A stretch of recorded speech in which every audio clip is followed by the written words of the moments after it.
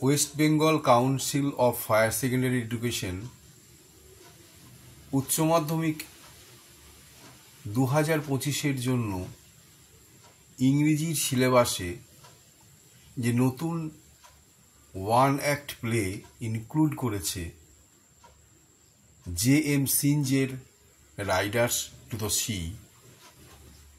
ছাত্রছাত্রীদের উপকার হবে বলে আমি আমার আগের ভিডিওতে এই নাটকের সম্বন্ধে একটা ইন্ট্রোডাকশন আমি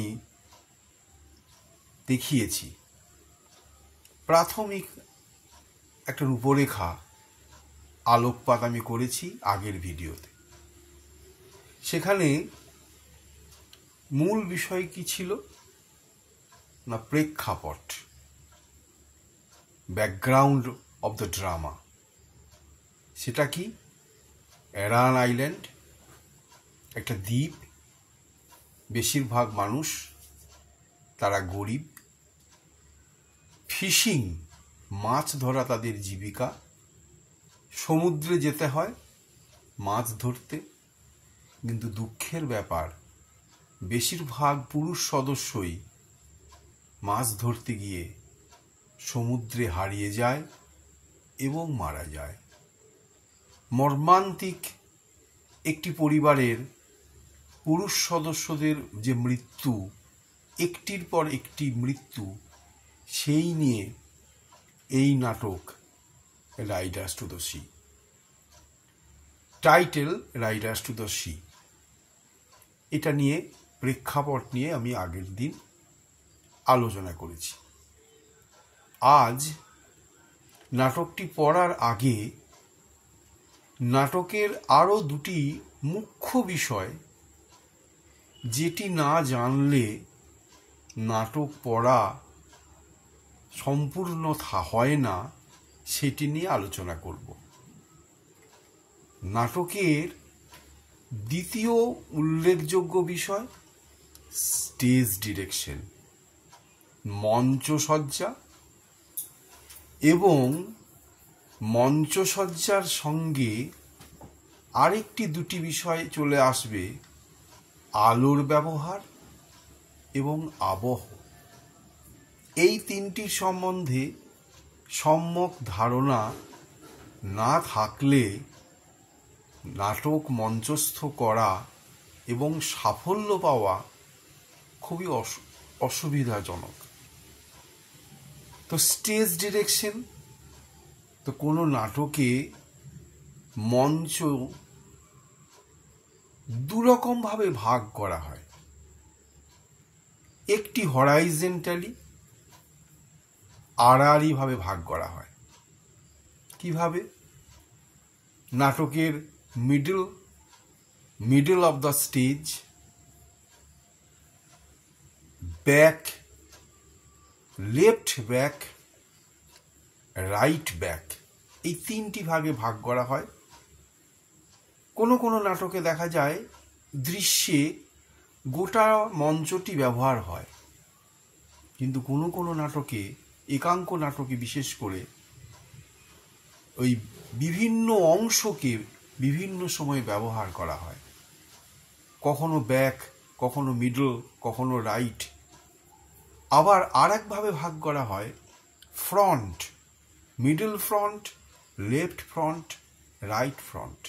এই 6টি ভাগে সাধারণত নাটকের স্টেজকে ভাগ করা হয় এবং সেই ভাগগুলিকে দেখানোর জন্য যথাযথভাবে আলোর ব্যবহার করা হয়।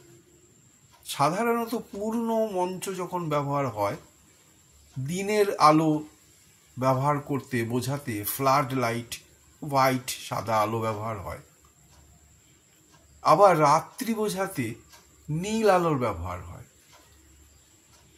স্পট লাইট, ফোকাসিং লাইট থাকে। ফোকাসিং লাইট সামনে থেকে দেওয়া হয় কোনো বিশেষ চরিত্রকে কোনো বিশেষ দৃশ্যে উপস্থাপিত করার জন্য বা কোনো বিশেষ দৃশ্যকে দেখানোর জন্য ফোকাসিং লাইট কিংবা স্পট লাইট দেওয়া হয়। আর একটা থাকে স্ট্রোক লাইট। সাধারণত মঞ্চে কোনো দৌড়, কোনো লড়াই, এই ধরনের বিষয়কে দেখানোর জন্য স্ট্রোক লাইট দেওয়া হয়। আর একটা থাকে ডিম লাইট, ভুল করে অনেকে বলি ড্রিম, ড্রিম না, ডিম, আবছা। সকাল হচ্ছে সেখানে ডিম লাইট থাকে, সন্ধ্যা হচ্ছে সেখানে ডিম লাইট থাকে, আস্তে আস্তে আলোটা কমে আসছে। এইভাবে সুন্দরভাবে আলোর ব্যবহার করে মঞ্চে অভিনয়টাকে সুন্দরভাবে ফুটিয়ে তোলা হয়। যারা নির্দেশক তারা আলোর ব্যবহার এভাবে করেন। আর একটি বিষয় কি, কোনো নাটকের আবহ, আবহ নাটকের ক্ষেত্রে খুবই জরুরি এবং গুরুত্বপূর্ণ বিষয়। বর্তমানে যাত্রা, কীর্তন, লুটোগান, এখানে আবহ থাকে, কিন্তু সেই আবহর সঙ্গে নাটকের আবহের অনেক পার্থক্য আছে। যাত্রা কীর্তনে আবহ কীরকম, সিচুয়েশন তৈরি করা হয় আগে থেকে, হারমোনিয়াম দিয়ে, অর্গান ব্যবহার হচ্ছে এখন, বাঁশি দিয়ে, ঢোলক দিয়ে।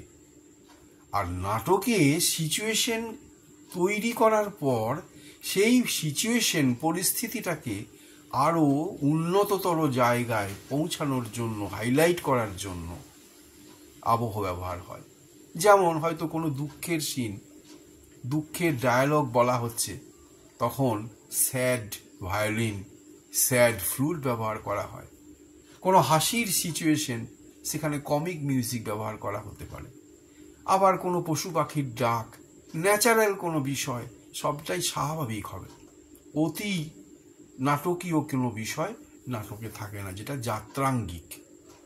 অনেক সময় আমরা ভুল করে দেখেছি অনেক নাটকে অর্গানের ব্যবহার অহেতুক, প্রথম থেকে শেষ পর্যন্ত যেখানে কোনো প্রয়োজন নেই সেই ব্যবহার হয়, সেটি না করাই বাঞ্ছনীয়। তো যাই হোক, নাটকের এই তিনটি দিক, নাটকের চরিত্রায়নের আগে এই তিনটি দিক আমাদের জানা দরকার। সেটি মঞ্চ সজ্জা, 2 নম্বর আলোর ব্যবহার এবং 3 নম্বর আবহ।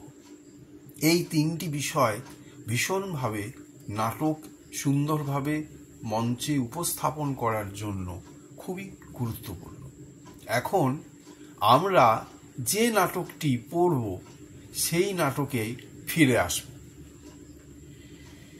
এই নাটকটি যখন পর্দা সরে যায়, নাটকের মঞ্চ যখন আমরা প্রথম দেখি, মঞ্চে আমরা কি দেখতে পাবো?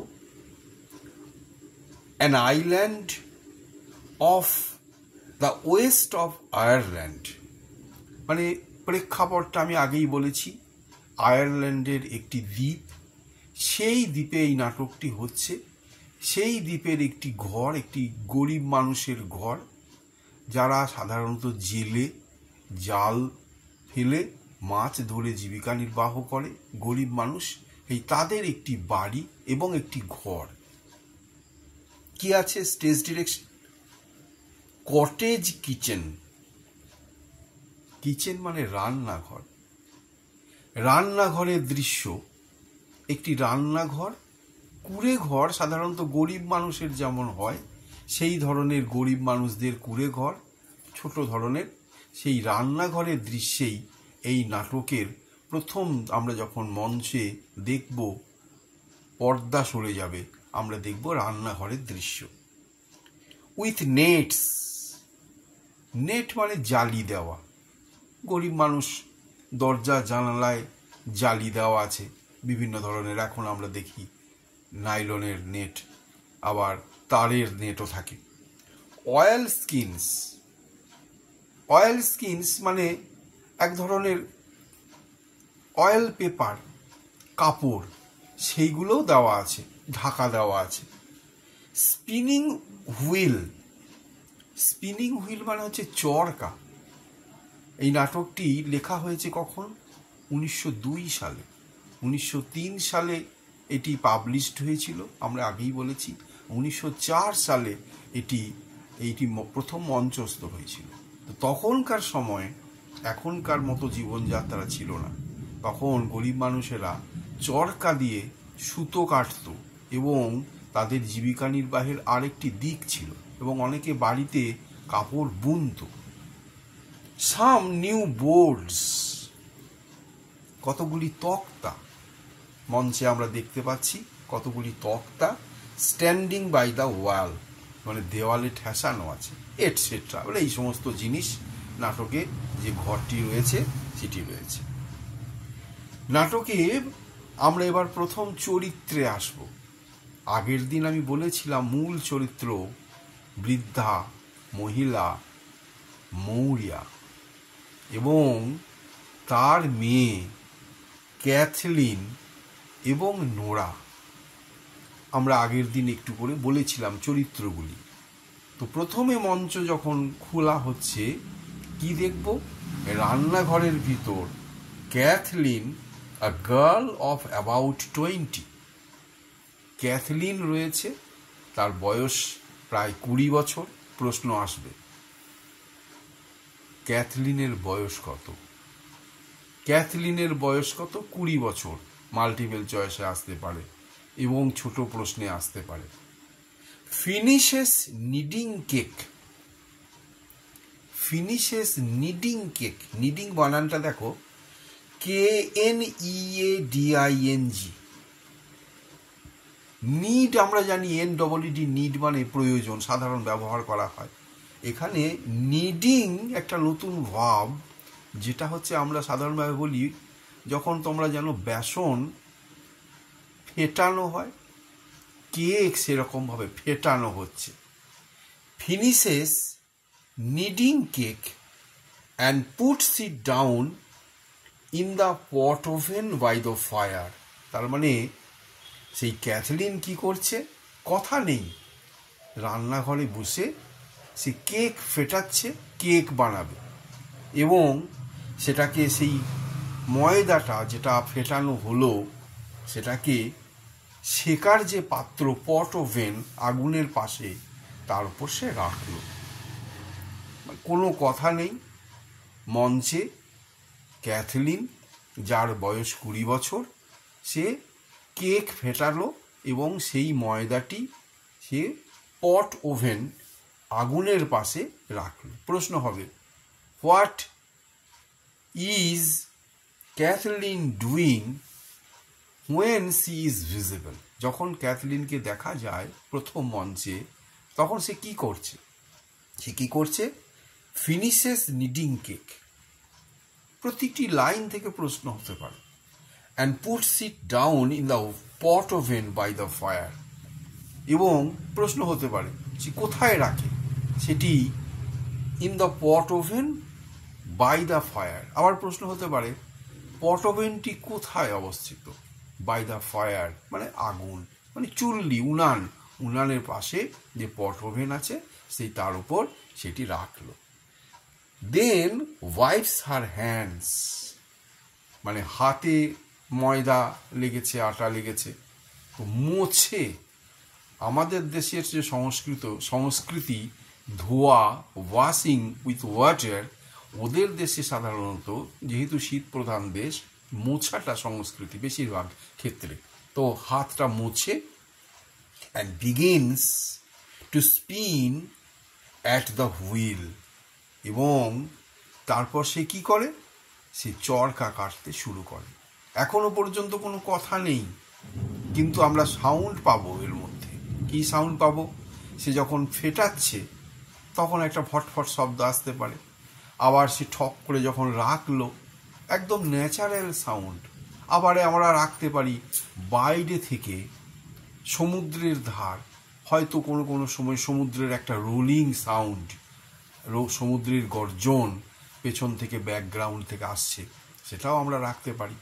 আবার হয়তো বাইরে রাস্তায় বা বাড়ির বাইরে কোনো পাখি ডাকছে, কোনো কুকুর ডাকছে, এইরকম ধরনের কোনো আবহ আমরা আনতেই পারি।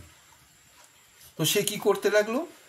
সে চরকা কাটতে শুরু করলো। Spin at the wheel, spin মানে ঘোরানো, হুইল মানে চরকা। এটাও কিন্তু একটা সুন্দর আবহ। সে যখন চরকা কাটছে, ঘর ঘর ঘর ঘর করে শব্দ হচ্ছে। তো আমরা দর্শক যারা, আমরা কি দেখব? মঞ্চ খুলে গেছে, ক্যাথলিন, তার বয়স 20, সে ময়দা বা আটা দিয়ে কেক বানাবে, সেটাকে ফেটাচ্ছে।